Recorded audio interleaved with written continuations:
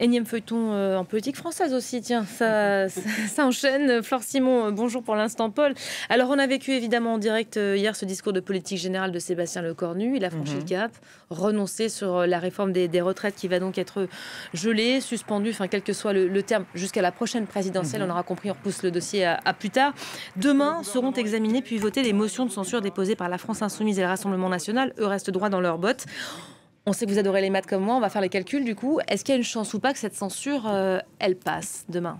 Il y a un risque en tout cas, Elisabeth, parce que si on fait les comptes, voilà, on voit que le Rassemblement national, les Insoumis, les communistes et les écologistes voteront la censure, ils l'ont annoncé.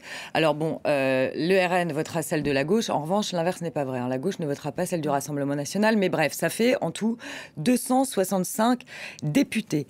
Il ne manque que 24 voix, ce qui est très peu. Ce matin, Olivier Faure, donc les socialistes ont donc annoncé qu'ils ne voteraient pas la censure au nom du groupe, sauf que ce matin, Olivier Faure, premier secrétaire du Parti socialiste, a dit qu'il y aurait a priori 3 députés socialistes qui voteraient la censure. Donc ça, c'est ceux qui sont annoncés. Peut-être qu'il y en a d'autres, quelques-uns qui ne l'ont pas encore dit officiellement. Et puis à droite, on a vu les divisions ces derniers jours du côté de la droite. Donc là encore, Laurent Wauquiez, patron des députés du groupe La Droite Républicaine à l'Assemblée, a dit que la droite ne voterait pas la censure. Mais qu'est-ce qu'on entend? Des voix discordantes, puisque Bruno Retailleau a estimé dans un communiqué de presse hier que le gouvernement était aujourd'hui l'otage des socialistes. Et dans la foulée, François-Xavier Bellamy, qui est quand même le vice-président du parti, a dit que lui, s'il était député, il voterait la censure. Donc, est-ce que tous les députés de droite vont suivre le mot d'ordre donné par Laurent Wauquiez? Rien n'est moins sûr, Elisabeth. On voit que la droite est complètement éclatée aujourd'hui. Donc, on verra tout ça demain. Autre chose, il y a aussi les députés du camp présidentiel, Horizon et Macronisme. Bon, eux, ils ne risquent pas, a priori, de voter une censure déposée soit par le Rassemblement national, soit par les Insoumis. Mais on imagine quand même que certains ont du mal à digérer la pilule de cette suspension quand on sait la lutte que ça a été pour faire passer cette réforme des retraites. Donc on verra demain. En effet, les motions de censure vont être examinées à partir de 9h. Elles devraient être votées vers midi. On va voir ce que ça donne, mais encore une fois, ça va se jouer à 24 voix près, et je ne vous parle pas des non-inscrits qui sont 9 et du groupe Liot. 22 députés, on sait qu'en majorité, ils devraient voter... ne pas voter la censure, mais là encore une fois, il pourrait y avoir quelques-uns qui la votent. Des frondeurs qui pourraient créer la surprise. En tout cas, les socialistes, eux, en annonçant ne pas censurer le gouvernement, assument d'avoir pris le parti de la responsabilité aujourd'hui. Oui, alors ils ont quand même obtenu quelques victoires, les socialistes. Donc cette suspension de la réforme des retraites qu'ils demandaient à corps et à cri, le renoncement au 49.3 et puis quand même des hausses d'impôts sur les plus riches. Donc c'est vrai qu'on aurait eu du mal à comprendre finalement qu'ils ne censurent pas le gouvernement.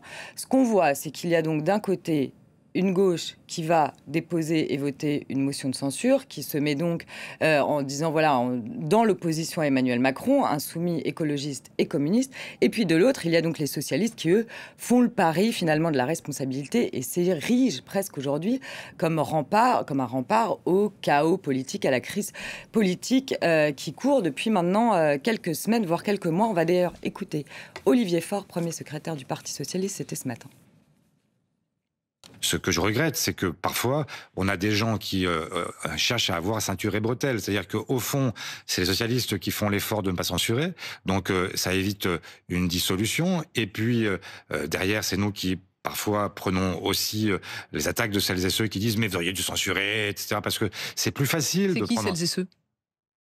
Tous ceux qui, aujourd'hui, vont censurer et qui font le choix de la facilité. C'est toujours plus facile de dire, moi, je suis totalement vierge de toute forme de reproche possible. Je ne me suis pas compromis. Je me compromets pas, etc. Eh bien, moi, ce que je dis, c'est qu'à un moment, la politique, c'est aussi une affaire de responsabilité. Alors voilà, une affaire de responsabilité. Ne pas censurer, c'est quand même un pari énorme pour les socialistes. Déjà, ça va leur être reproché par leurs alliés ou ex-alliés de gauche qui vont dire, surtout du côté des insoumis, qui en général ne marchent pas leurs mots avec le PS, qui vont dire, voilà, regardez les socialistes, c'est la béquille des macronistes. Manuel Bompard, coordinateur de la France Insoumise, d'ailleurs a déjà appelé les socialistes à désobéir. Donc il va y avoir des pressions sur les députés jusqu'à cette motion de censure demain. Et puis ce qu'il faut voir aussi, c'est que ils prennent un risque parce que leur électorat, ou une partie en tout cas, pourrait ne pas comprendre cette non-censure et ils pourraient le payer dans les urnes.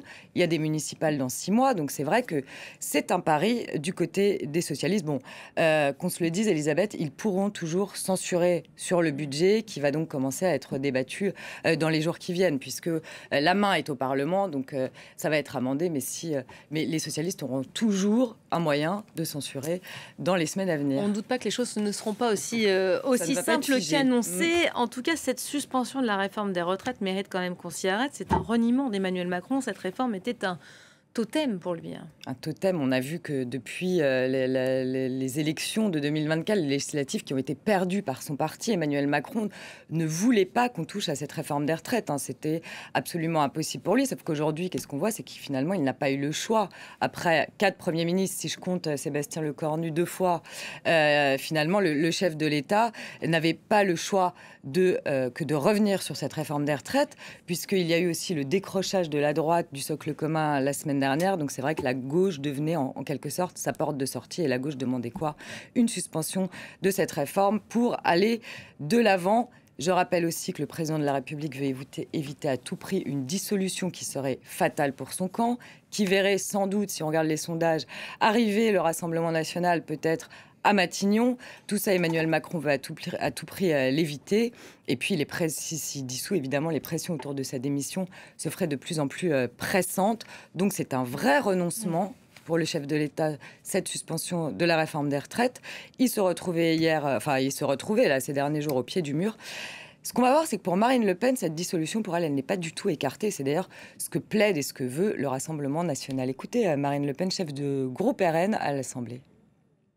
De toute façon, ça ne tiendra pas sur la durée. Vous voyez ce que je veux dire? Ça ne tiendra pas sur la durée. Donc si la dissolution n'est pas décidée aujourd'hui, elle sera décidée peut-être dans 3 semaines ou dans 3 mois. De toute façon, le gouvernement tombera pour vous. De toute façon, le gouvernement tombera. C'est une évidence. Sauf que ceux qui auront soutenu ce gouvernement contre vents et marées, contre la raison, contre la décence, très certainement le paieront extrêmement cher aux élections.